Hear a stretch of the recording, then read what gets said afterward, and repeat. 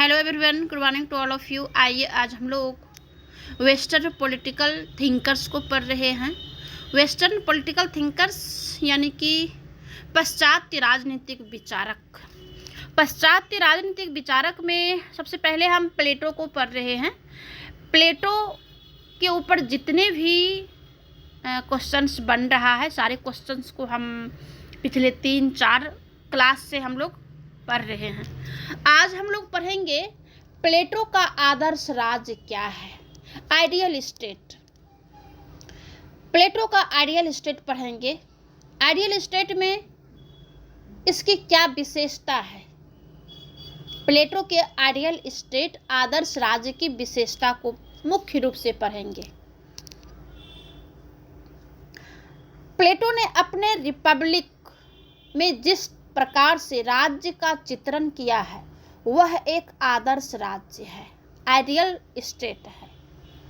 प्लेटो ने इस प्रसंग में केवल इस बात का विवेचना किया है कि आदर्श राज्य कैसा होना चाहिए तथा अपने आदर्श राज्य की कल्पना की उड़ान में उसने इस बात की कोई चिंता नहीं की कि उस आदर्श को अब तक कहीं यथार्थ में परिणत किया भी जा सकता है या नहीं।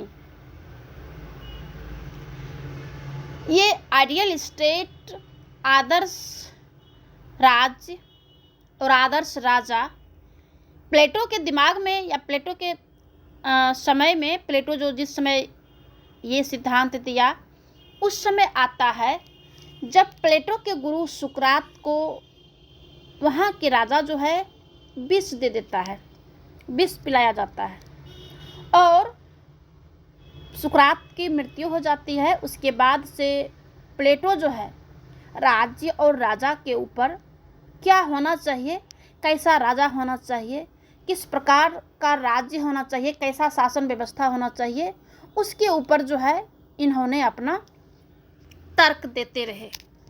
तो आइए हम विशेष रूप से इसकी विशेषता को पढ़ रहे हैं, आदर्श राज्य की विशेषता। प्लेटो ने कल्पना किया था कि आदर्श राज्य की क्या क्या विशेषता होना चाहिए।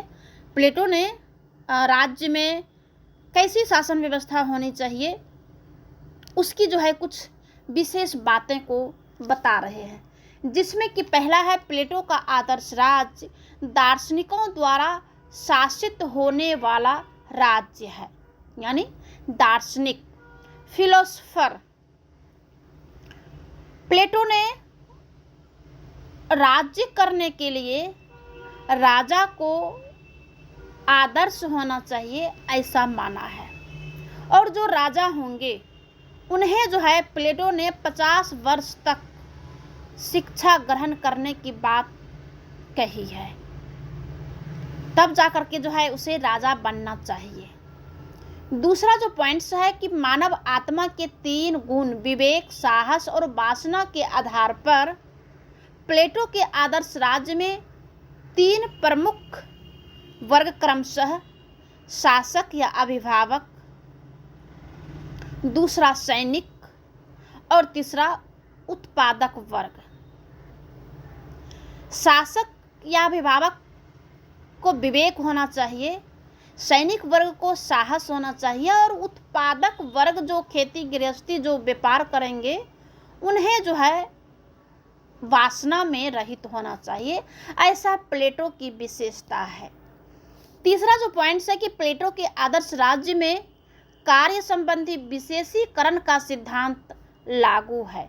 विशेषीकरण है, सामान्यीकरण है,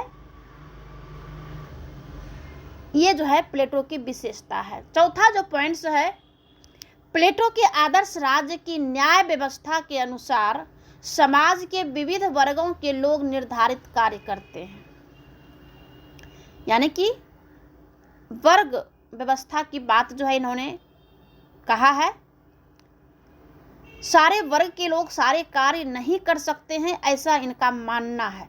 जैसे साहस का काम सैनिक वर्ग करेंगे, ठीक है, और फिर राजा का काम जो है वो शासक का काम एक विवेकी राजा करेंगे, और उत्पादक वर्ग के लिए भी अलग कैटेगराइज किया है। ये इनकी विशेषता है। पांचवा जो पॉइंट्स है कि प्लेटो के आदर्श राज्य में शिक्षा शासन की नियंत्रण की वस्तु है। अगला जो पॉइंट्स है, नागरिक अनैतिक प्रभाव से बचे रहें। नागरिक को अनैतिक प्रभाव से बचे रहें, इसके लिए आदर्श राज्य में कुरुचिपूर्ण कला साहित्य पर नियंत्रण की व्यवस्था है। इन्होंने जो है राजा को तो अनैतिक से बचे रहने की तो सलाह दिया ही है, साथ में आम नागरिकों को भी राज्य में कुरुचिपूर्ण कला से दूर रहने की बात कहा गया है। सातवां जो पॉइंट्स है कि आदर्श राज्य के अभिभावक दार्शनिक व सैनिक वर्ग के लिए या सैनिक वर्ग के लोगों के लिए प्लेटो ने संपत्ति और परिवार के साम्यवाद का प्रतिपादन किया है।